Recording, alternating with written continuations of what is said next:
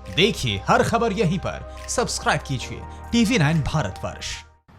इस देश में एक अनुमान के अंतर्गत लगभग 20 लाख ऐसे श्रमिक हैं, 20 लाख माइग्रेंट वर्कर, जो इस दौरान चाहते हैं कि वो अपने अपने राज्यों को जाएं। और अगर 300 ट्रेन चलती है और प्रतिदिन हम लगभग 5 लाख श्रमिकों को अपने अपने गंतव्य स्थान पहुंचा सकते हैं, जो क्षमता भारत की रेलवे की है, तो स्वाभाविक है कि 4 दिनों के अंदर 20 लाख श्रमिकों को हम अपने गंतव्य स्थान पहुंचा सकते हैं। और 4 दिन बहुत छोटा सा अवधि होता है। 4 दिन के अंदर सभी माइग्रेंट लेबर जिनको हम आज सड़कों पर देख रहे हैं, बहुत कष्ट सहते हुए देख रहे हैं, वो अपने अपने गांव, अपने अपने शहर पहुंच सकते हैं। मगर ऐसा क्यों नहीं हो रहा है, या बहुत सारी जगहों पर ऐसा क्यों नहीं हो रहा है? बंधुगण, वो इसलिए नहीं हो रहा है क्योंकि कुछ राज्य, खास करके जो कांग्रेस शासित राज्य हैं और जो टीएमसी के राज्य हैं, वो पूरी तरह से इस पे राजनीति करने में आमदा है। वो पूरी तरह से किस प्रकार श्रमिकों को ट्रांसफ़र न किया जा सके, और ये जो माइग्रेंट लेबर हैं, परेशान जो आज हो रहे हैं, वो इन्हीं कांग्रेस शासित राज्य और टीएमसी के कारण हो रहे हैं। मैं उदाहरण देता हूँ।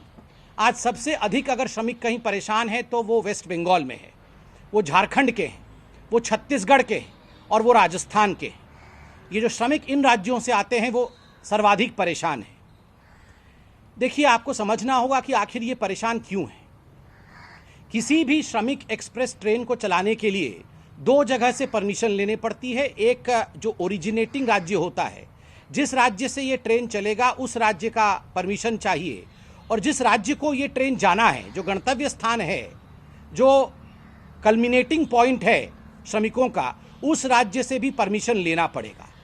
आप उदाहरणार्थ अगर श्रमिक महाराष्ट्र से निकल करके बंगाल जाना चाहते हैं तो महाराष्ट्र के सरकार की भी परमिशन की आवश्यकता पड़ेगी वहाँ से ट्रेन निकलने के लिए, और बंगाल के सरकार की भी परमिशन की आवश्यकता पड़ेगी वहाँ ट्रेन को रिसीव करने के लिए। आपको आज बताते हुए मुझे बहुत दुख हो रहा है कि लगभग ओरिजिनेटिंग जो परमिशन होता है ओरिजिनेटिंग स्टेट्स का, ओरिजिनेटिंग स्टेट्स तो परमिशन दे रहे हैं, किंतु रिसीव करने वाले स्टेट्स, बहुत ऐसे स्टेट्स हैं जिनका मैं उदाहरण दूंगा, अभी संख्या के साथ दूंगा, वो परमिशन नहीं दे रहे हैं और वो राजनीति भी कर रहे हैं। कौन से ऐसे राज्य हैं जिन्होंने कितने कितने संख्या में ये परमिशन दिया है श्रमिकों के ट्रेन को लाने के लिए? मैं इसका आंकड़ा रख रहा हूँ। उत्तर प्रदेश बधाई का पात्र है। योगी सरकार ने उत्तर प्रदेश में 487 ट्रेन्स को परमिशन दिया है उत्तर प्रदेश में प्रवेश करने के लिए। तो जो उत्तर प्रदेश के श्रमिक हैं हिंदुस्तान के भिन्न भिन्न राज्यों में, आज वो उत्तर प्रदेश में प्रवेश कर पा रहे हैं क्योंकि योगी सरकार ने 487, लगभग 490 ट्रेन ऐसे हैं जिनको परमिशन उत्तर प्रदेश की सरकार ने दिया है।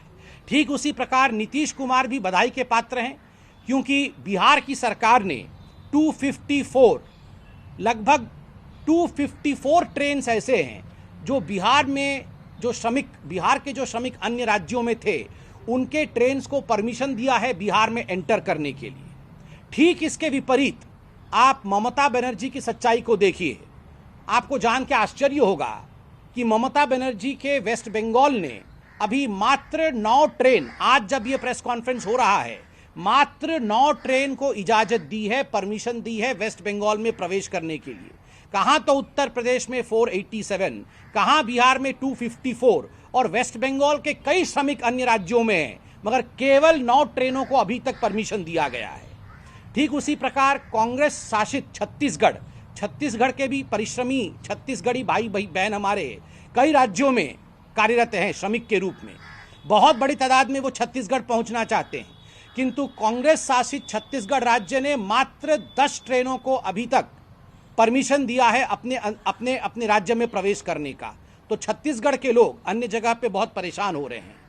ठीक उसी प्रकार आप देखिएगा कि झारखंड, जहां एक मिलित सरकार है और कांग्रेस भी उसमें सपोर्ट कर रही है, झारखंड में मात्र बहुत सारे हमारे झारखंड के मेहनतकश लोग जो श्रमिक हैं वो पूरे हिंदुस्तान में हैं। बिहार और झारखंड के अधिकांश लोग हैं, यूपी, बिहार और झारखंड के, किंतु मात्र 48 ट्रेन झारखंड में प्रवेश करने का झारखंड सरकार ने अभी तक परमिशन दिया है। यह दिखाता है कि किस प्रकार का एक वैमनस्य अपने ही लोगों के लिए अपने ही राज्य की सरकार कर रही है। मैं आज सवाल पूछना चाहता हूं भाजपा की तरफ से, आदरणीय सोनिया जी और आदरणीय ममता बनर्जी, आप इस पूरे विषय को लेकर आपके प्रवक्ता, आपके नेता प्रखरता के साथ राजनीति कर रहे हैं, इतने प्रेस कॉन्फ्रेंसेस, इतनी बाइट कर रहे हैं, किंतु परमिशन क्यों नहीं दे रहे हैं?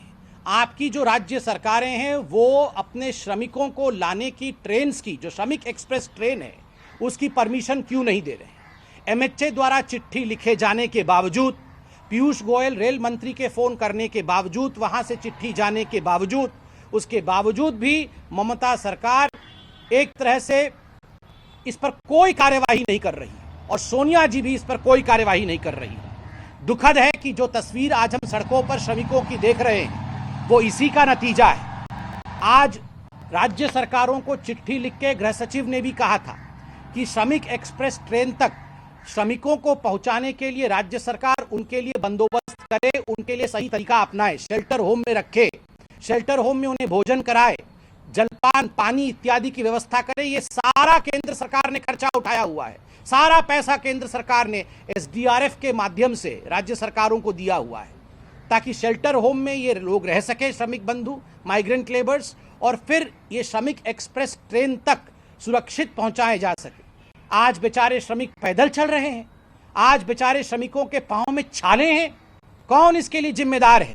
ममता बनर्जी और सोनिया गांधी इसके लिए पूरी तरह से जिम्मेदार हैं कि उनके शासित राज्यों में किसी प्रकार के प्रावधान नहीं किए गए हैं और उनके राज्यों में परमिशन भी नहीं दिया जा रहा है श्रमिक एक्सप्रेस ट्रेन के लिए। परवाह देश की, सोमवार से शुक्रवार रात 10 बजे TV9 भारतवर्ष पर।